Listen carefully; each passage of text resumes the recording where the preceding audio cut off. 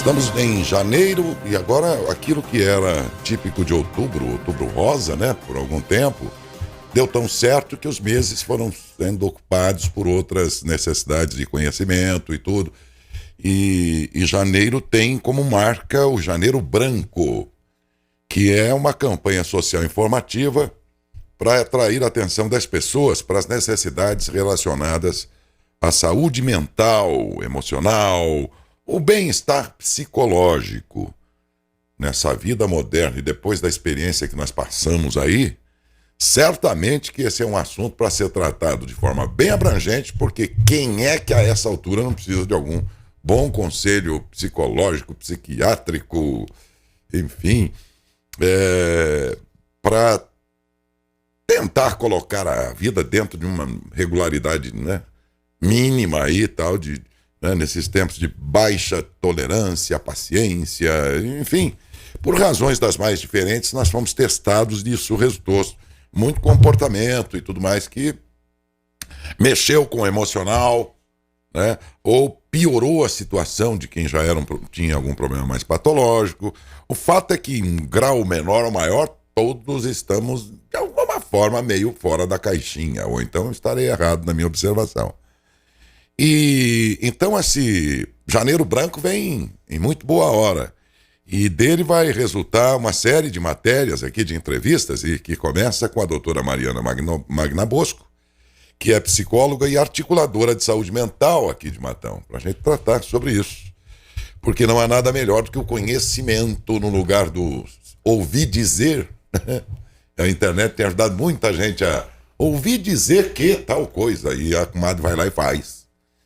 Né? Melhor ouvir quem sabe, não é?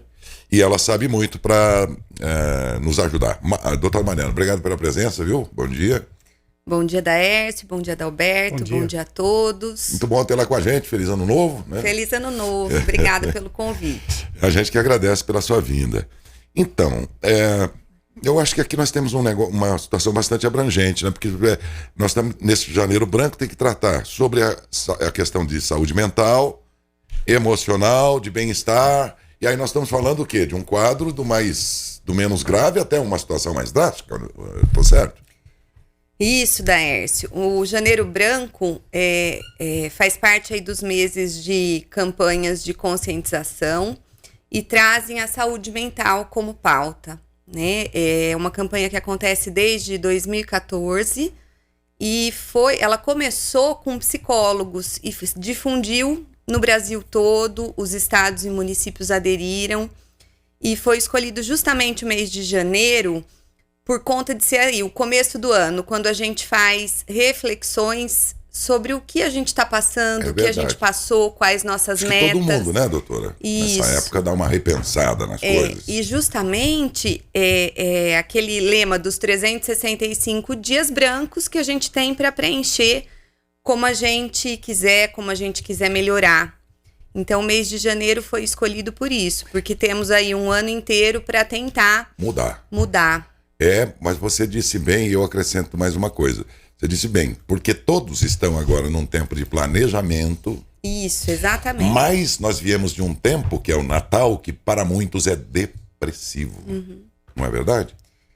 Muitas pessoas, por que justamente isso? Porque no final do ano são os momentos onde fazemos as nossas reflexões sobre tudo que passamos e daí, nesse balanço, muitas vezes tiveram perdas, tiveram dificuldades e tudo isso traz para algumas pessoas essa sensação de melancolia, essa sensação mais depressiva. E daí, com a chegada do ano novo, vem essa sensação de renovação de esperanças, né? Por isso, essa coisa do branco, vamos preencher com coisas diferentes, vamos buscar aí coisas novas. E justamente nesse ano, o lema principal é o equilíbrio. A vida pede equilíbrio. A gente vem aí de tempos difíceis, onde nossa capacidade de adaptação e nossa flexibilidade foi testada. Paciência. A todo custo por conta dessas situações da pandemia, né, as situações de doenças físicas, de perdas de entes queridos. Por mais que a gente diga que a pandemia, não que passou, mas digo, Vamos botar um band-aid em cima dessa ferida aí, vamos continuar a vida, mas se a gente não processar tudo que aconteceu com a gente, disso aí, a gente não consegue retomar direito a vida, né? Exatamente. De uma forma ou de outra, todos fomos afetados pela pandemia. Uns muito mais, outros menos, mas todos fomos afetados. E a gente vem aí, todo mundo teve que se organizar, se reorganizar. E muita gente alguns sofreram mais, outros sofreram menos, mas todos tivemos consequências em relação a isso. Então agora é uma tentativa de vamos nos reequilibrar, vamos ver o que está faltando para a gente retomar o equilíbrio ou buscar novos equilíbrios. As reações foram as mais diferentes possíveis, né? E daí eu pergunto, existe uma terapia, existe um conselho que possa ser dado e que sirva para todo mundo e as variantes agora também das consequências que as pessoas tiveram de ordem mental? As consequências foram muitas, né, Daércio? Tanto das pessoas que perderam entes queridos, ou pessoas que adoeceram e ficaram com sequelas, ou que têm familiares ou amigos que ficaram com sequelas aí por conta da Covid-19, ou os que passaram e não tiveram sequelas físicas, mas tiveram perdas das mais diferentes, como perda de emprego, dificuldades financeiras, famílias que, por ficarem muito juntas em casa, se separaram. São muitas coisas. É muita coisa, né? É muita coisa. Parece que não, gente, mas de alguma maneira, por exemplos desse e outros tantos exemplos, né? Todo mundo sentiu um pouco. Isso. E não só a pandemia. A gente vem vivendo um tempo muito acelerado, tudo é muito acelerado. Mesmo, né? A nossa capacidade de lidar com as coisas tem que ser, assim, aceleradíssima. E tudo é rapidamente descartável. Exatamente. Não é? É. Eu comentava agora há pouco aqui, rapidamente, só para dar um exemplo recente, que é de ontem, quando falou-se muito sobre o desprezo dos jogadores atuais em relação à despedida do Pelé.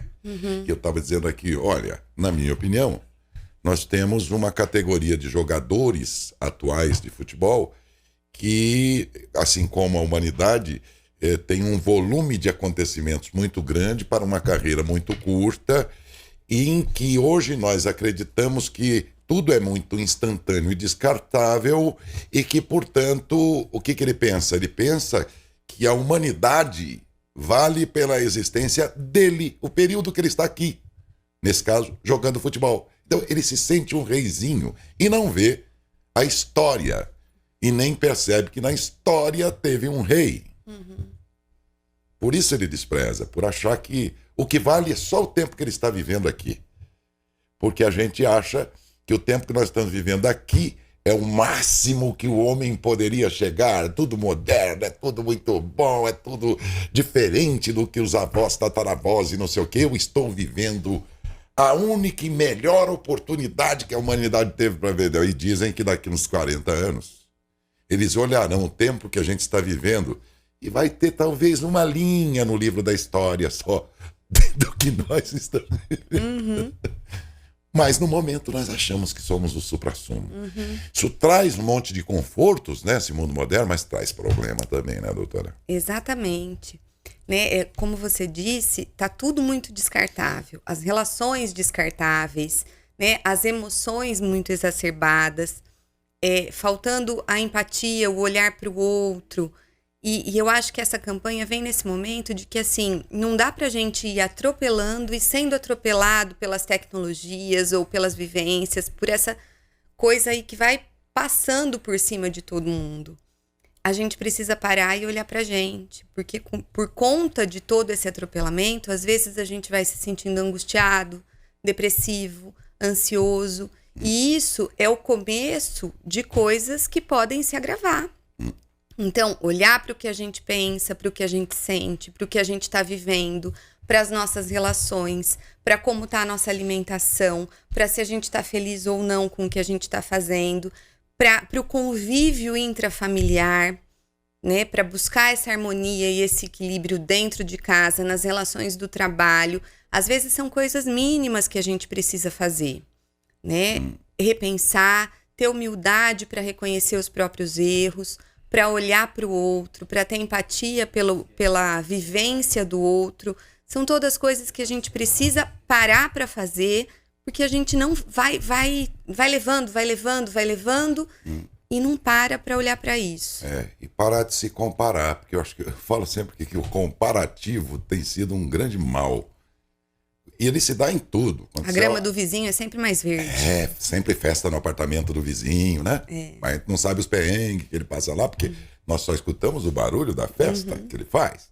Então a gente olha no Facebook, tá todo mundo feliz, a mocinha na frente do espelho tira foto e tal, o outro põe a foto, eu estou na praia de Jequitiba, sei lá na onde, o outro não sei o quê, e eu tô aqui trabalhando, eu olho, então eu não sou feliz, porque tá todo mundo feliz aqui, caramba, eu tenho problema, esse povo não tem problema. Eu começo a me comparar, né? E nessa de comparar, nós vamos chegar a um padrão de felicidade que a humanidade diz, só para ser feliz, você tem que ter o iPhone de 15 mil reais, você tem que ter não sei o quê.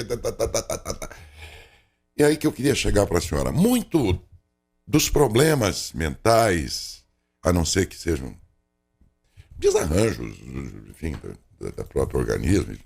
Vamos falar aqui dessas variações todas de comportamento. Muito disso não está nesse negócio de que venderam pra gente a ideia de que sucesso tem que ser aquilo. Ter tudo, ralar que nem um doido pra ter aquilo. E a gente embarca nisso e nem percebe, lógico. Nós somos dependentes de um celular, por exemplo. Você não consegue ficar 4 horas. Se fizer na humanidade um teste, falar assim, todo mundo está proibido de usar celular por 4 horas. Vai ter gente com a síndrome de abstinência. Na primeira hora, não vai aguentar sem essa coisinha aqui. Então o mundo fica falando que sucesso é isso, doutora. Sabe? É isso aí que nós estamos vendo. Se eu não alcanço isso, o que acontece comigo? Gera frustração. Né? E uma das coisas que as pessoas têm tido mais dificuldade de lidar é com a frustração.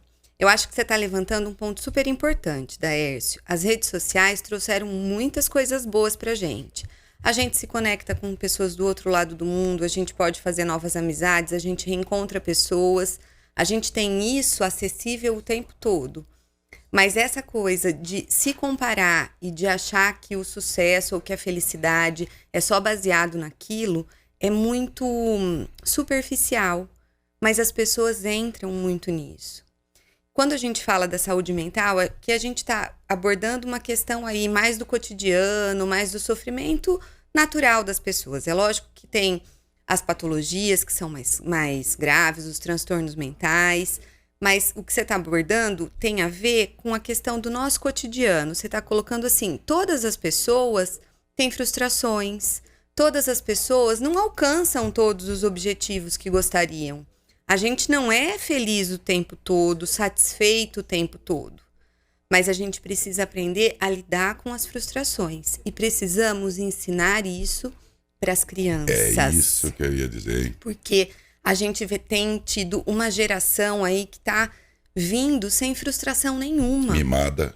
Ganhando tudo que quer, com tudo muito descartável. Ah, isso quebrou, eu tenho outro, eu não preciso. Não tem problema que quebrou, eu vou ganhar outro. Né? E essa questão dessa... Tá me faltando a palavra. Mas dessa coisa descartável... De excesso de ofertas, né? Acaba fazendo com que as pessoas não aprendam a lidar com as frustrações e com os sofrimentos. Verdade. O sofrimento, a tristeza, a angústia, a ansiedade fazem parte do nosso cotidiano. E ninguém está ensinando isso. Né? Então a gente precisa olhar para isso. O Janeiro Branco vem nessa direção. A gente tem um outro ponto importante que a gente já levantou aqui várias vezes, que é o preconceito com relação à saúde mental, com relação a pedir ajuda, como se fosse sinal de fraqueza. Eu não vou num psicólogo porque eu não sou louco. Eu não vou num psiquiatra porque eu não sou louco. Ainda tem isso. Existe e muito. E a gente precisa dessas campanhas de conscientização justamente para mudar, para transformar isso nas pessoas. Eu até vi algumas matérias, eu estou estudando aqui tentando aprender com colegas de vocês da USP lá,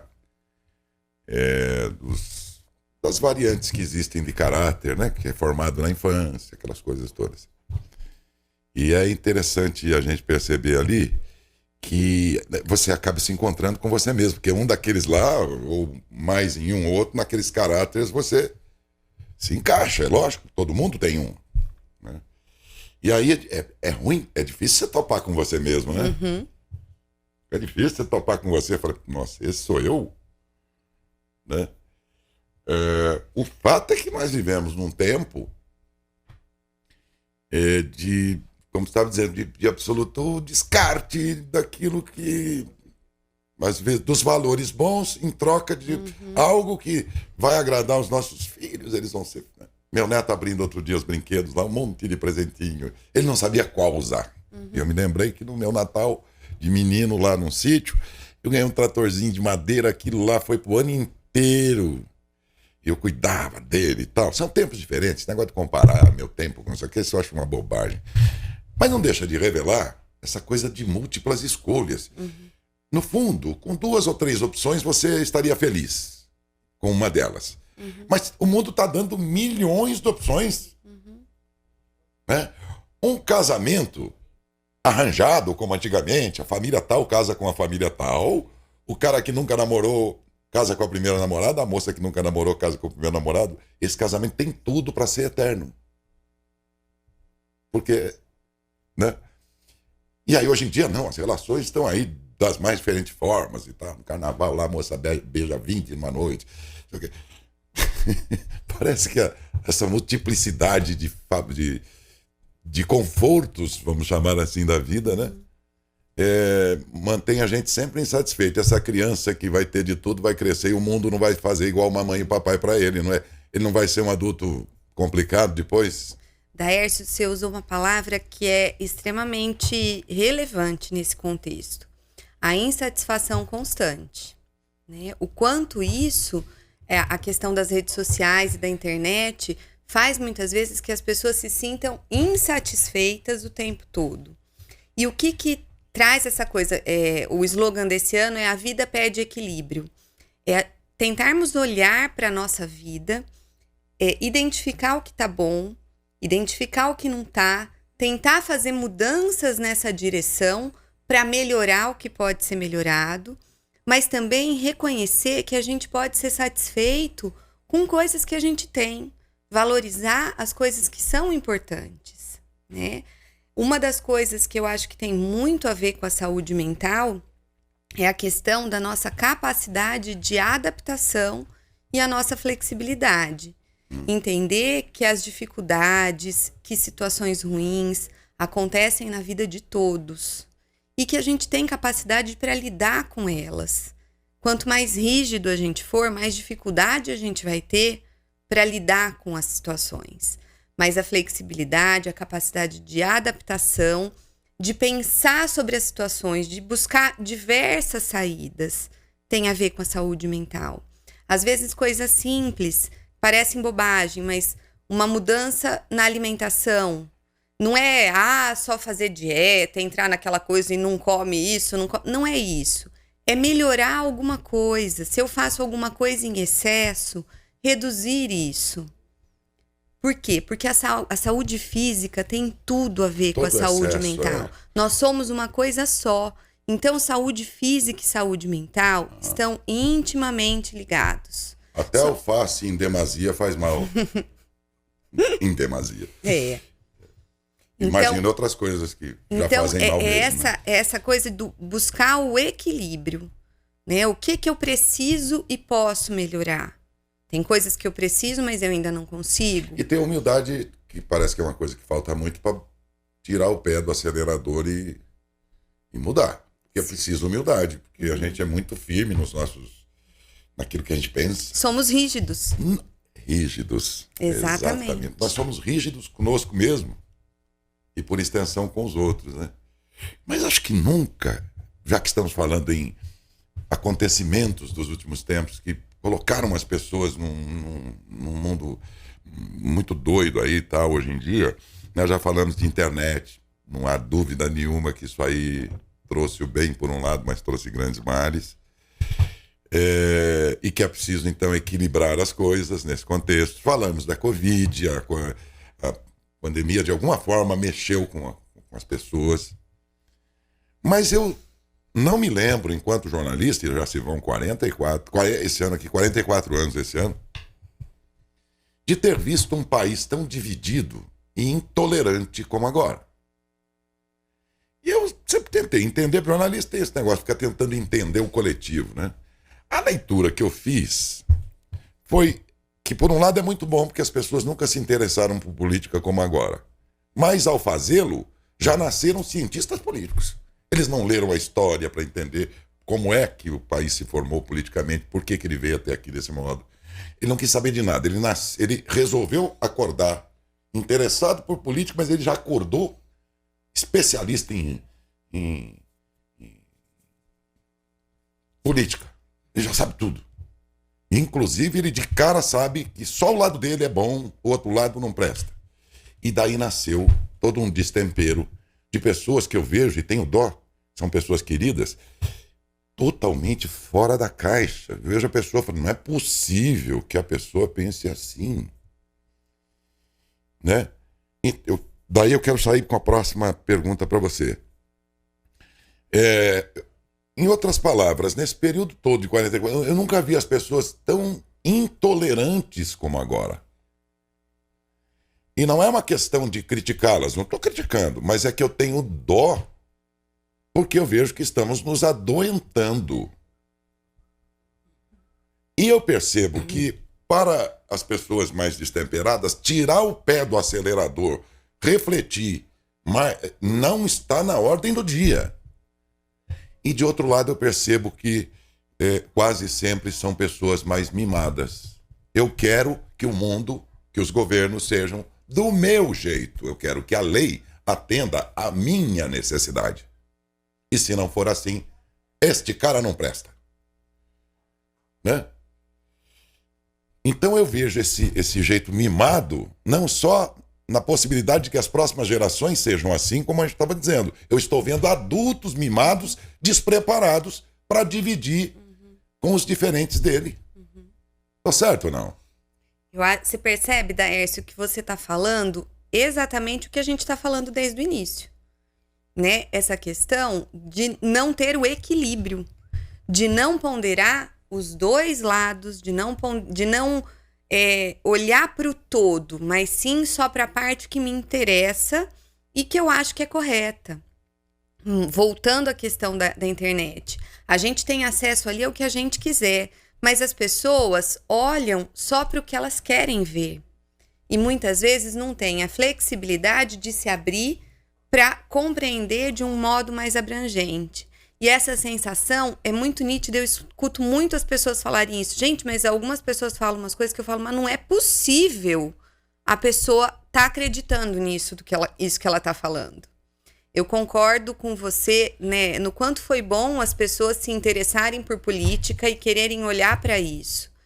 Mas, mais uma vez, para a gente conseguir atingir o equilíbrio, a gente precisa estar aberto, ter humildade, como você falou, para compreender muito mais o todo do que só o lado que me interessa. Né? Até para poder dizer, bom, eu estou desse lado aqui, porque eu conheci os outros como funciona, então realmente é este que me agrada. Porque eu vejo muita gente que está de um lado, mas às vezes ele nem sabe direito porque está ali. É porque a família, porque a minha classe social me diz que eu tenho que estar desse lado aqui, mas ele não conhece o outro lado, nem inclusive para se reafirmar. Porque ele tem medo de conhecer, o medo de cair em tentação, sabe? E tem gente que está de um lado porque está bem maduro, tá, tudo bem, deve ser o seu caso aí, que está assistindo aqui, parabéns, ótimo que você tenha feito uma escolha. Mas nós estamos falando de um universo que não é pequeno, de gente que está catando papel no vento e querendo que o mundo faça igual a mamãe fazia lá em casa. E você falou uma outra coisa importante, a questão da intolerância. A dificuldade das pessoas aceitarem o outro como diferente.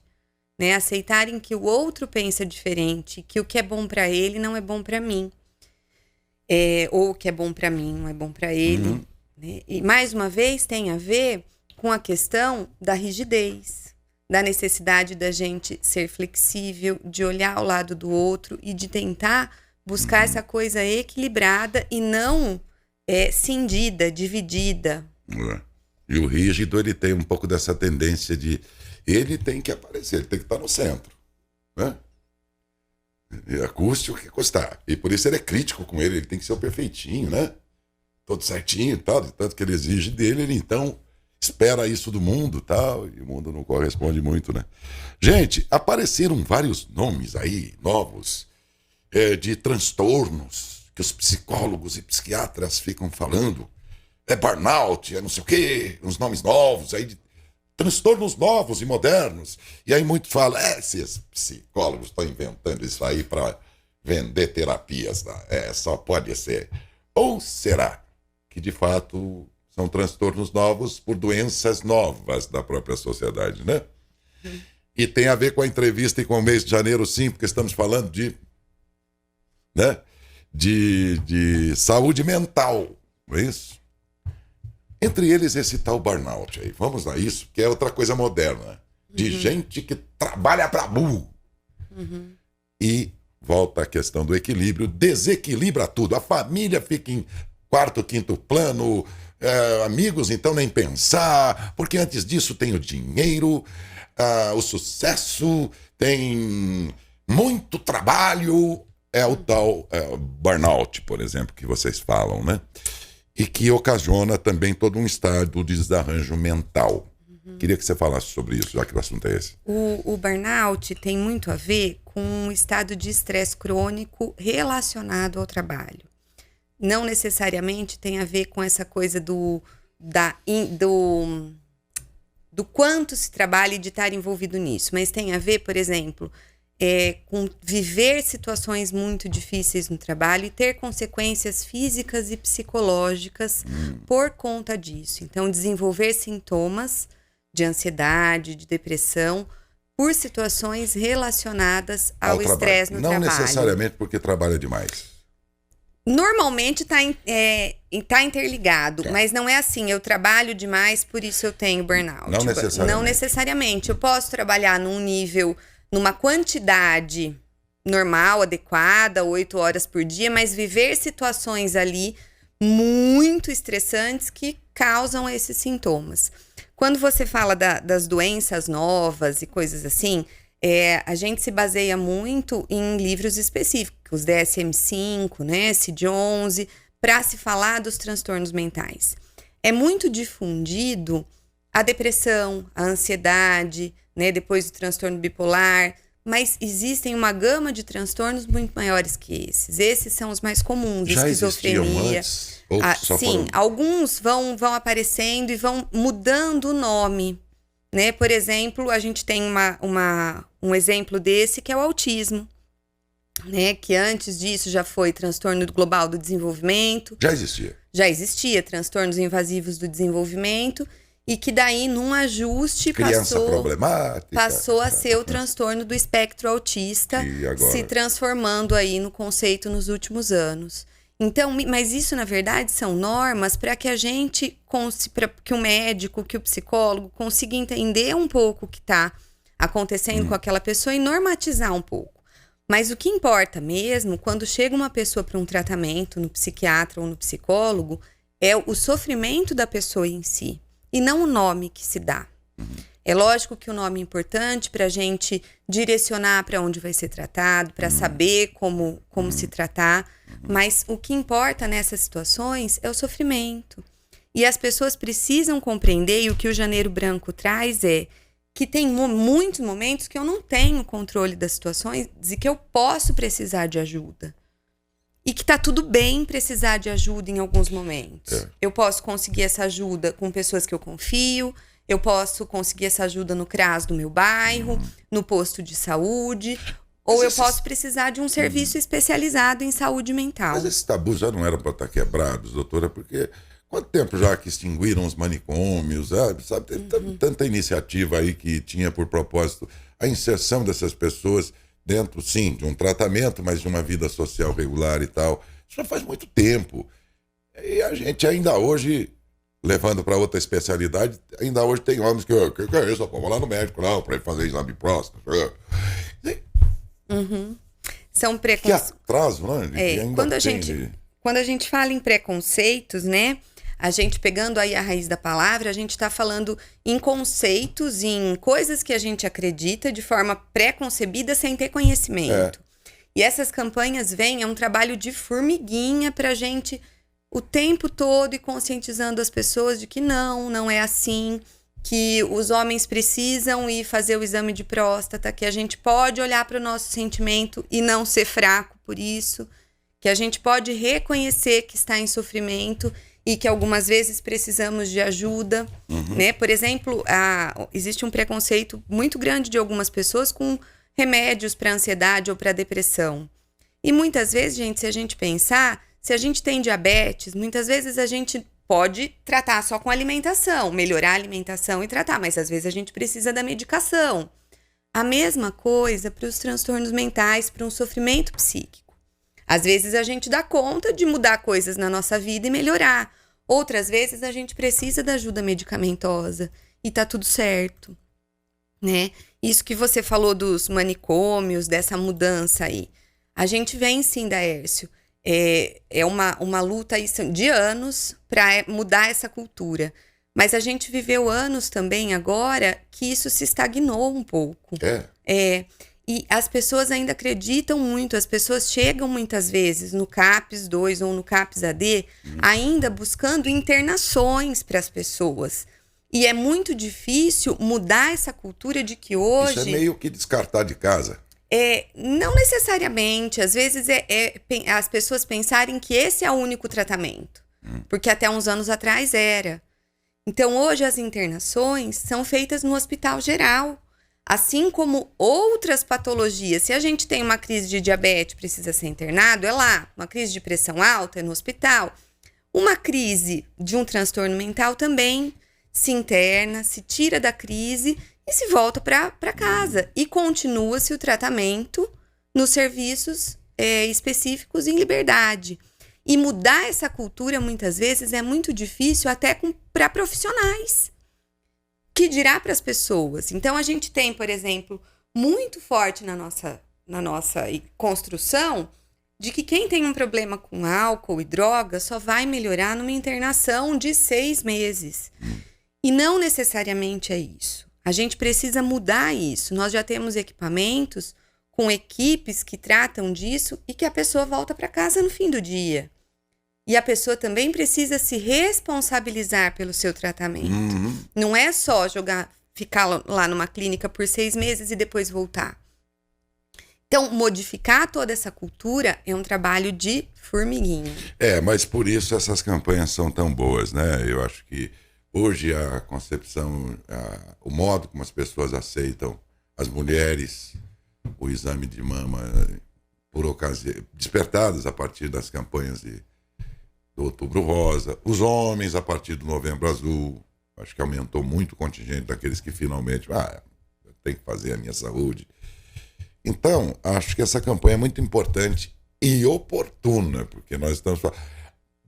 Bem a propósito, se de um lado a pandemia pode ter trazido sérias consequências para a saúde mental das pessoas, a boa notícia é que a mesma pandemia possibilitou ou fez na prática todos descobrirem que o seu médico pode ser acessado pela internet.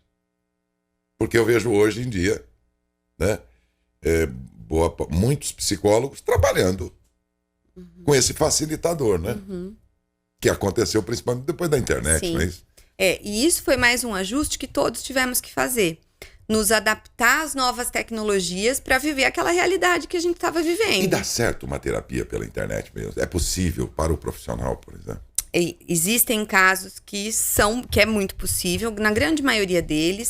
Mas tem situações que precisa ser avaliado ali caso a caso. Mas o profissional saberá se é um caso online ou não. Sim, né? sim.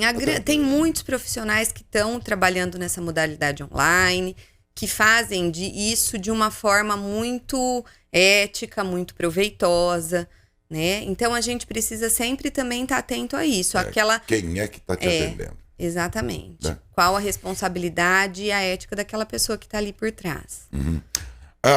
No setor público, que é onde você atua, você diria que, de um modo geral, vamos falar do nosso pedaço aqui, porque fica difícil falar de um país tão diferente, tão desigual, tão como o Brasil e tão enorme, né? No nosso plano aqui, o setor público está bem aparelhado para atender essas situações mentais que o Janeiro Branco propõe? Daércio, nosso município é pioneiro na saúde mental e sempre foi. Nós temos muitos problemas, não damos conta de tudo, às vezes temos fila de espera em algumas especialidades, temos algumas, lógico que temos dificuldades, como todo serviço público. Mas esse ano em especial, a gente está comemorando 30 anos dos serviços especializados em saúde mental. Há 30 anos se inaugurou o Centrinho, que foi o primeiro equipamento especializado de saúde mental no município para crianças. E há 20 anos começava o ambulatório de saúde mental e o CAPS 2. Né? Antes disso, nós tínhamos um psiquiatra que atendia na rede, o Dr. João, aí, que está com a gente há 40 anos. Mas, por exemplo, há 30 anos, abrir um serviço de saúde mental foi extremamente pioneiro. Diante da realidade dos municípios, eu represento Matão na nossa regional, nos 24 municípios da DRS ou da RAS, que é a região de Ribeirão Preto. O nosso município não é um dos maiores, né? Ainda temos Araraquara, São Carlos, e nós temos muitos equipamentos e muitos profissionais. Então, a gente está muito bem equipado, nós temos um trabalho sólido, com bons profissionais que estão dedicados a isso. Temos problemas, sim, temos dificuldades também, mas a gente conta com um serviço para atendimento infantil, que é o Centrinho. O ambulatório de saúde mental, onde atendemos adolescentes e adultos. O núcleo de prevenção de violência, que nós temos profissionais específicos para essas situações. Temos o CAPS 2, que é o local onde atendemos adultos com transtornos mentais severos e persistentes. E temos o CAPS AD, que é onde temos uma equipe especializada para o tratamento em dependência química. Então, assim, temos uma rede robusta e sólida para atendimento. Todos os nossos serviços não precisam necessariamente de encaminhamento. A gente bate nessa tecla toda vez que a gente fala, mas muitas pessoas ainda não compreendem isso. As pessoas podem ligar nos nossos serviços ou irem até um dos nossos serviços, que a gente vai tentar direcionar para o local mais específico, e para isso não precisa de um encaminhamento médico. A gente está lá à disposição para orientar. Né? Se a gente exige um encaminhamento médico, a pessoa tem que passar no posto, marcar uma consulta e a gente dificulta o acesso. Eu, sinceramente, como nunca precisei desse serviço, e posso precisar, né, um dia, eu achava também que a demanda que chega até vocês foi encaminhada por um outro médico da rede, ou particular, sei lá. Pode ser. Recebemos encaminhamento. Eu não sabia disso. Recebemos todos os encaminhamentos dos CRAS, do Conselho Tutelar. A gente trabalha em rede da assistência social, da educação. A gente tem a parceria com a rede e recebemos encaminhamentos. Porém, se as pessoas sentirem que precisam de ajuda e precisam de alguma orientação, podem vir até nós, que a gente vai orientar qual o melhor caminho. Disso, né? É isso. Temos aí questões aí, Adalberto? Dércio, tem aqui os agradecimentos, o pessoal que está acompanhando as entrevistas, a Marinéia Alves Gregório, parabéns. Obrigado, pela entrevista, muito boa. Muito obrigado. Também a Ana Paula Inácio, parabéns pela entrevista, excelente entrevista. Muito obrigado, Ana. Nós temos aqui também o Antônio José Raimundo, ele fala bom dia, reportagem muito interessante, as famílias hoje acabam perdendo o interesse devido a ser materialistas. O individualismo dos tempos modernos, a gente está cada vez mais pensando na gente e pouco se colocando no lugar do outro, né? Que é a tal da empatia, tá? Mas essa observação é verdade. Felipe, por aí? Daércio, a Ângela Margarida dos Reis, ela fala: bom dia, doutora, bom dia, Daércio. Bom dia, eu e minha família fomos descansar, nos distrair, passando o Natal em Guarujá. Passamos dias incríveis, mas na saída, para virmos embora, fomos abordados por 6 bandidos que invadiram a casa que estávamos. 3 armados. Acabou com a nossa paz porque estamos todos traumatizados. E começou o ano assim. O que fazer para esquecer, doutora? É uma questão bem pontual aí que assim, vamos dizer assim, não é bem aqui do assunto, vamos dizer assim, né? Mas, em respeito a uma ocasião dessa, coitado, né? Que isso aí é traumático mesmo, né? Vamos considerar a pergunta dela, doutora, por favor. É muito traumático mesmo. E eu acho... Qual que é o nome mesmo, Felipe, dela? Ângela. Ângela, eu penso que não é algo que você vai esquecer. E eu acho que, indo de encontro com o que a gente falou, tem a ver com isso. É a gente ir aprendendo a lidar com essas situações da vida que a gente não tem controle. Sinto muito pelo que sua família passou e sei o quanto isso é dolorido e difícil de se recuperar. Eu acho que é estar atento aos sintomas de vocês e buscar ajuda se necessário. E saber que é um processo, que vai levar um tempo para que as coisas se acomodem e que vocês se sintam seguros novamente. O episódio, vocês não vão esquecer. Não. Mas o que isso impactou em vocês pode ser amenizado com o tempo. E não acontecendo isso, procurem algum especialista. Eu acho que é isso mesmo que você disse, em resumo. Muito bom. Doutora, foi muito boa a entrevista. Eu, por mim, faria entrevista com psicólogos, dos médicos, com tudo. Eu, por mim, faria um programa só disso, né? E às vezes tem que falar de política, umas coisas mais miúdas aí, que vão cansando, né? E a gente vê nesses conteúdos assim a grande oportunidade de o rádio prestar o maior serviço que ele pode ter, que é esse do esclarecimento. Mas não pelas mãos de curiosos, de conselheiros de internet, coisas assim, né? Da comadre e do ouvir dizer que eu falei lá, ouvir dizer que, né? Quer dizer, esse tal de ouvir dizer é complicado, né? Que é a história do ouve, né? Ouve com H ou ouve com O?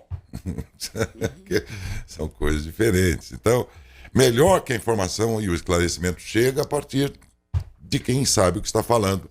E é o que nós fizemos aqui, como nossa contribuição, que não vai ser só essa, do Janeiro Branco, dedicado à saúde mental das pessoas, e que hoje contou com a gentileza da doutora Mariana Magna Bosco, psicóloga e articuladora de saúde mental de Matão, a quem agradeço muito, doutora. Muito obrigado, viu? Eu que agradeço, da Hércia, da Alberto, toda a equipe, por mais uma vez vocês estarem possibilitando a gente aí trazer essas campanhas de conscientização aos ouvidos da nossa população. Outros profissionais, colegas seus, enfim, também virão aqui, né, nesse janeiro, para a gente contribuir com essa causa tão importante. Obrigado e bom dia, doutora. Bom dia para vocês. Para você também.